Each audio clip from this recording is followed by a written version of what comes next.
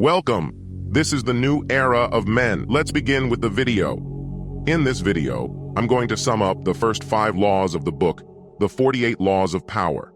I'm not lying when I tell you this is one of the most important books of our time. It teaches you how to dominate in all areas of life, whether in relationships or business. It also gives you enormous power in your hand by showing you the magic trick of how the game of power works in the real world.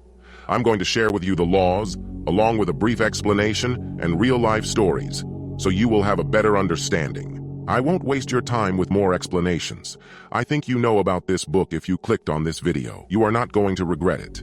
Watch until the end, take notes, and think about how you can implement each law in your own life. Law 1. Never outshine the master. Always make those above you feel comfortably superior. Make your master appear more brilliant than they are, and you will attain the heights of power. Transgression of the law. A man named Nicolas Fouquet, the king's finance minister, was very indispensable to the king. He thought that after the prime minister's death, he would be the successor, but what happened was that the king abolished the position. To get back in the king's favor, Nicolas threw the most extravagant party the world had ever seen. The most brilliant nobility of Europe attended. Everyone agreed it was the most amazing affair they had ever seen. After this, the king arrested Nicolas and put him in one of the most isolated prisons in the world. Why did he do that? The king was arrogant and wanted to be the center of attention always. This phenomenal party made Louis feel that his own friends were more charmed by the finance minister than by the king himself. That's why you should never outshine the master. Those who attain high standing in life want to feel secure in their position and superior to those around them. It is a deadly mistake to believe that by displaying your talents, you are winning your master's affection. He may show you interest, but as soon as he can, he is going to replace you with someone less intelligent, where he can feel superior. Find a way to mute your good qualities when in the company of the master.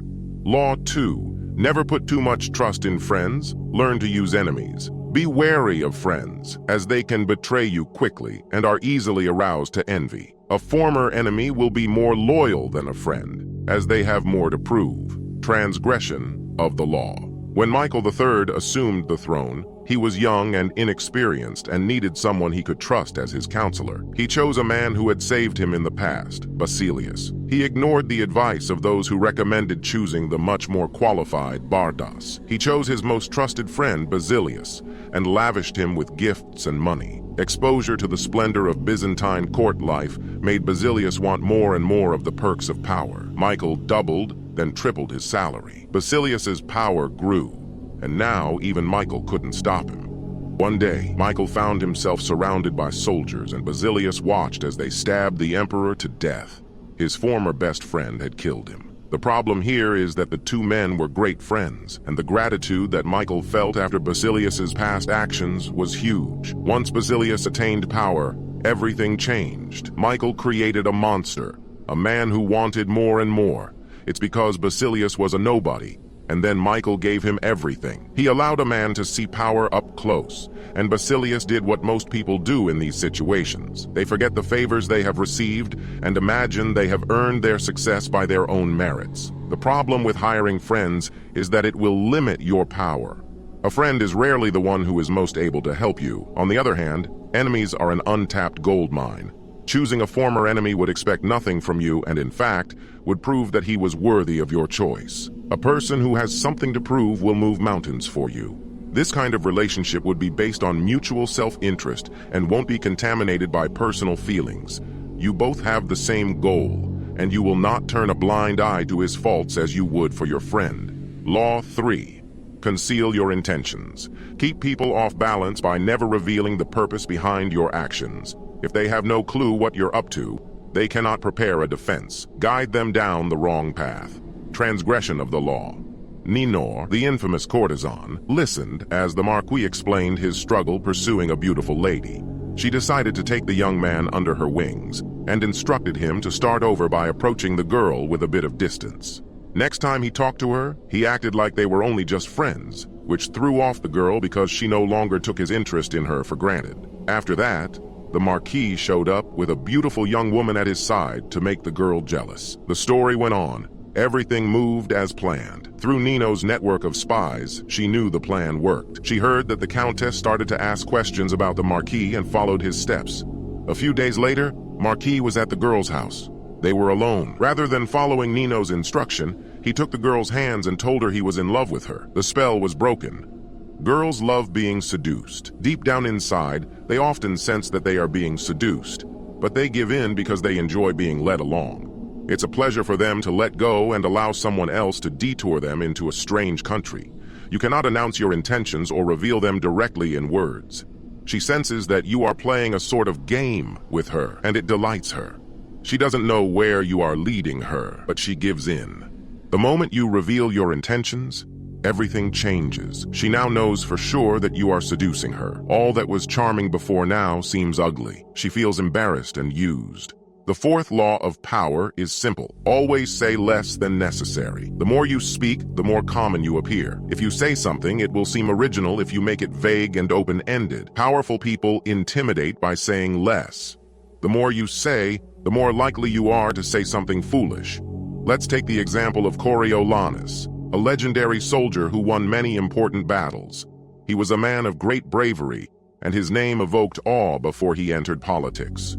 But when he stood out to speak on polling day, he made sour jokes, voiced angry accusations against his opponents, and bragged like a common soldier. The people realized that this legendary soldier was also a common braggart. He lost the election. Coriolanus's transgression of the fourth law of power is a cautionary tale for all of us.